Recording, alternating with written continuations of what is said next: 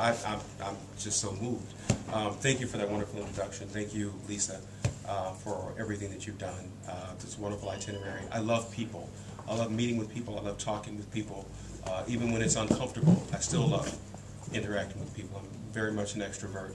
So thank you, because I know that a lot of energy went into that. And thank you to my friend Dino over here. I don't know how long it was ago, within the year, I emailed him and said, you know, we've long talked about my coming over here in some capacity. I said, you know, Dino, I really would like to get over there. I have some ideas. I'm working on this Obama stuff, and I'd like to share with people and to get some feedback from folks. And I've never been to England. I've never been to Ireland. And so how can we make this happen?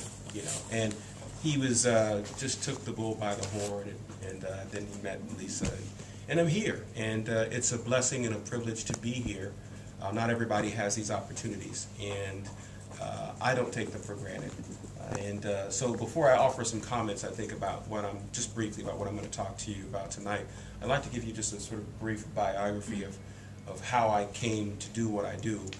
When I was younger and I would come to things like this and I would go to classes and what have you, many people just go in and want to hear what the message the person is that's speaking. But I like context. I've always liked context. And I want to know a little bit of something about the person who's talking to me and why they're talking to me, because that'll help me understand and frame what they're saying.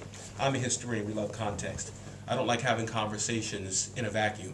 And oftentimes in our society, that's what we get. We get sound bites. We get conversations that seemingly fall out of the sky, that aren't tethered to anything substantive, and as a consequence, we leave those conversations no better off than we did in the beginning. And oftentimes, we leave angry and frustrated, which only exacerbates our problems.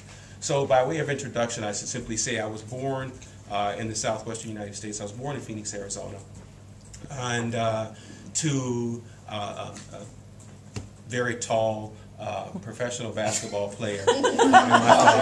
He was 6'8". He played at Arizona State University. He had met my mother there their freshman year. They were married. I was born. They were soon divorced, and I found myself being raised by my mother, struggling mother, single mother, and my grandmother, who was really old enough to be my great-grandmother. And that early experience really helped shape who I would become. My grandmother and all of my great aunts were all housekeepers, domestic workers. My mother was the first person to graduate from college. She elected to become a teacher. And teachers don't make a lot of money. And she was one of those teachers that used whatever she had, basically, to help many of the students that she taught, because she taught in a very impoverished area. So we never had much of anything, but that was okay. Our house was always full of students and from different walks of life. And so the point that I'm trying to get at is diversity was very much a part of my experience from day one. My grandfather was African American. My father was African American. My mom was black, but my mom's high school sweetheart was a white guy before she met my dad. His name was Tom Brodersing, Norwegian guy. He didn't have a shot once my mom met my dad. He was 6'8", and tall and popular, and had a big afro, and was involved in the Black Power movement and all of that stuff. He was far sexier than Tom, bless his heart. And I still talk with Tom. If Tom would have hung around, I think I would look a lot differently. I probably have a different disposition. But there was the diversity. All of my uncles, since we live so close to Mexico, and since the black population is relatively low, I mean, these blacks are 4% of the population in Arizona, even less in some of the areas. All of my uncles, because, you know, as they said, the pickings were slim, they all married Mexican women because they were outnumbered everybody else. So all of my cousins are half black, half Mexican. Many of them just identify as being black, but nevertheless, that's who they are. So diversity is what I grew up with. I didn't really understand homogeneity growing up. It was just the air that I breathed. But I also was very much influenced by the hard work that my grandmother, all of my great aunts rendered. In fact, there were oftentimes I went with her to clean homes, and to see how those folks lived, and to see the ways in which they ignored her and marginalized her, and would refer to her on the one hand as a member of the family, but treat her like a complete stranger. And that bothered me. And so I started to wonder, why is it that everybody in my community who has darker skin, more often than not, is living this type of life? And why is it that when we take the bus 40 miles, I don't know what that is in Columbia, but 40 miles to the other side of town to clean these people's houses, why is it that they're all white? do people come out of the womb somehow predisposed to be wealthy or predisposed to be poor? Is there something going on in society that's making this happen? And I was inspired when I had an opportunity to go to college, start investigating these things, because it bothered me. I just didn't believe, even at an early age, that by accident of one's birth, they should be confined to either poverty or wealth. And I say either or because some of the folks that were wealthy really were impoverished spiritually, impoverished in terms of their knowledge and their understanding. Many of them simply didn't know better because that's just what they were born into. And so I went to ASU, my undergrad, and studied sociology and history. I thought those fields would help me understand. And I say this because all academics really, in some one way, shape, or another, I don't know if you agree with me or not, part of what they study in some way is trying to help them understand their own existence in some way. Their students don't really know that a lot of times, but that's kind of what they're getting. And so I thought that this would help me understand how to help people.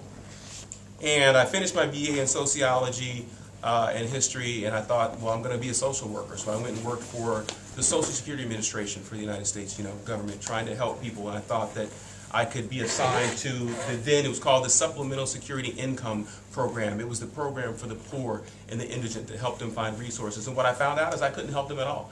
It was a bureaucracy where I could enter, they were a number. I could enter a number and a computer system would tell me how much assistance they qualified for. And it was never even close to being enough.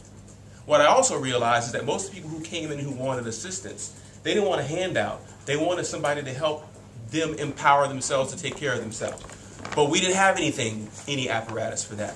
And so I wanted to understand how these things happen. And so I went back to graduate school because I thought I need to start in the beginning. And so I started studying history from pre-colonial African and European history all the way up to the present, because I just need to know, how did we get here? Because the only conversations I heard were complaints about where we are, but no conversations about where we were coming from. And so I finished that, and then I thought I was going to go into law school because I could litigate and help people.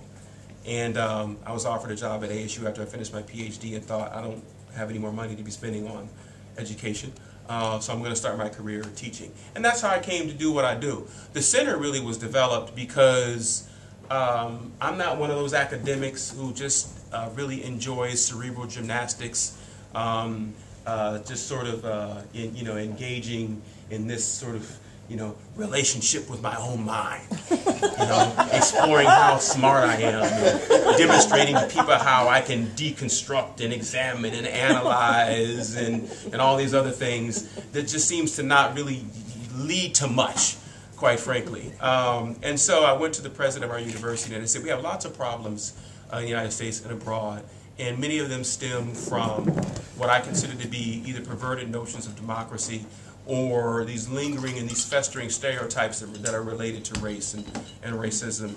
And there's no other place in America that really needs a center like that other than Arizona. Many of you have probably heard about a lot of the draconian laws and measures and conflicts that have ensued in Arizona as a result of our booming migration, particularly from Latin America. And lots of folks, particularly wealthy whites in Arizona, feel as though their America is disappearing. I'm going to talk a little bit about this tonight. The demographic changes in America that are happening at a very fast clip. 62.7% of the United States right now is white. But by 2050, the conservative estimates are that 42% of the United States will be white.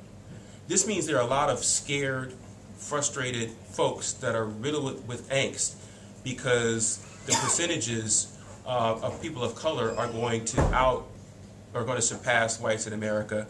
That people of color will be 60-something% and whites will be 42%. And I think that's fueling a lot of the conflict. We've reached a fork in the road in America. A fork in the road that has a history that's very long, from the beginning of the Republic. In the beginning of the Republic, there's always been this conflict, these two primary competing ideas about what is America, but more importantly, who is an American? What do they look like?